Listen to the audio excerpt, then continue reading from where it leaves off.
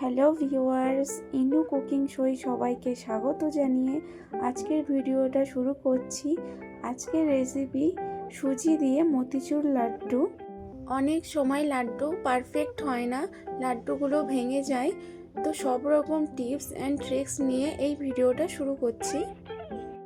আমি একটা mixing bowl নিয়ে নিয়েছি। এখানে আমি 1 বাটি সুজি ব্যবহার করছি। এই বাটি মাপেই আমি দুধ দেব। তোমরা যে কোনো একটা কাপ বা বাটি মাপ নিয়ে সুজি দেবে, সেই বাটি মাপেই দুধ দেবে। 1 বাটি সুজি দিলে 1 বাটিই দুধ দেবে। এবার একটা চামচের সাহায্যে সুজি আর দুধটাকে ভালো করে মিশিয়ে নিতে হবে। আর দিয়ে দিচ্ছি 2 চা চামচ চিনি। চিনিটা দিয়ে এটাকে ভালো করে নাড়াচাড়া করতে হবে। চিনিটা গলে গেলে আমি 10 মিনিটের জন্য এটা ঢাকা দিয়ে রেস্টে রেখে দেব। 10 মিনিট হয়ে গেছে, দেখো সুজিটা কতটা ফুলে গেছে।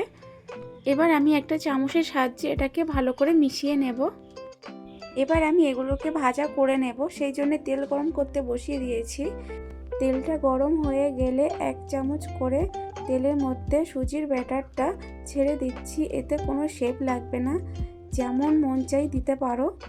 যেহেতু এটাকে গুঁড়ো করা হবে, সেই জন্যে কোনো ভালো শেপ দেওয়ার প্রয়োজন নেই। তোমরা চাইলে এখানে হাত দিয়েও এটাকে দিতে পারো। এখানে আমি গ্যাসের ফ্লেমটা হাই দিয়ে রেখেছি।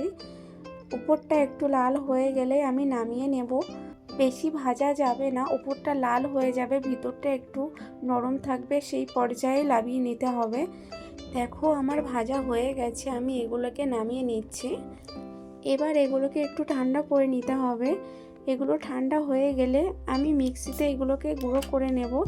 সেই জন্য একটু ছোট্ট ছোট্ট করে কেটে দিচ্ছি, যাতে মিক্সিতে গুঁড়োটা খুব ভালোভাবে সুন্দরভাবে হয়। দেখো সবগুলো ছোট করে কাটা হয়ে গেছে, এগুলো ঠান্ডাও হয়ে গেছে। আমি এবার এগুলোকে গুঁড়ো করে নেব। এটা ভালোভাবে গুঁড়ো করা হয়ে গেছে। খুব মিহি পাউডার গুঁড়ো করা যাবে না, একটু দানাদার মতো রাখতে হবে।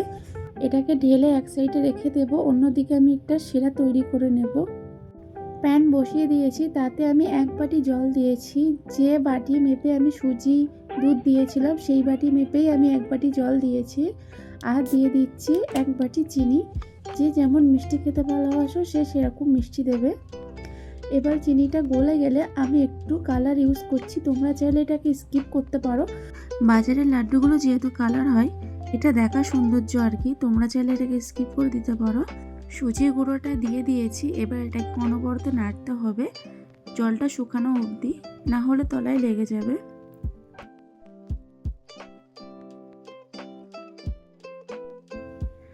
দেখো জলটা অনেকটা শুকিয়ে এসছে। এবার আমি এটাকে নামিয়ে নেব আর একটু ঠান্ডা করে নেব। আর নামানোর আগে আমি একটু উপর থেকে বাটারও দিয়ে দিচ্ছি, তাহলে স্মেলটা খুব সুন্দর আসে। ঠান্ডা হয়ে গেছে। আমি এখানে কাজু ইউজ করেছি, তোমরা চাইলে চারমগজও ইউজ করতে পারো। আমার হাতের কাছে ছিল না, সেই জন্য আমি কাজু দিয়েছি। হাত দিয়ে এটা চাপলে কি সুন্দর জমাট বেঁধে যাচ্ছে, তার মানে লাড্ডু তৈরি করার জন্য পারফেক্ট হয়েছে। আর হাতে কিন্তু ঘি দেওয়ার প্রয়োজন নেই, নামানোর সময় একটু বাটার বা ঘি দিয়ে দেবে, তাহলে আর হাতে লেগে যাবে না। দেখো আমার লাড্ডু তৈরি হয়ে গেছে খুব সহজেই। আমি আরেকটা করে দেখাচ্ছি। আর এটা করা খুবই সহজ, তোমরা সবাই জানো। দেখো কতটা দানাদার লাগছে, একদম মতিচুর লাড্ডুর মতো। এটা কিন্তু খুব সহজে বাড়িতে তৈরি করে ফেলা যায়, কোনো ঝামেলা ছাড়াই। আর বাচ্চারাও কিন্তু খুব পছন্দ করে খাবে। আর আমার ভিডিওটা ভালো লেগে থাকলে লাইক, কমেন্ট, শেয়ার, সাবস্ক্রাইব করে যাবে। টাটা।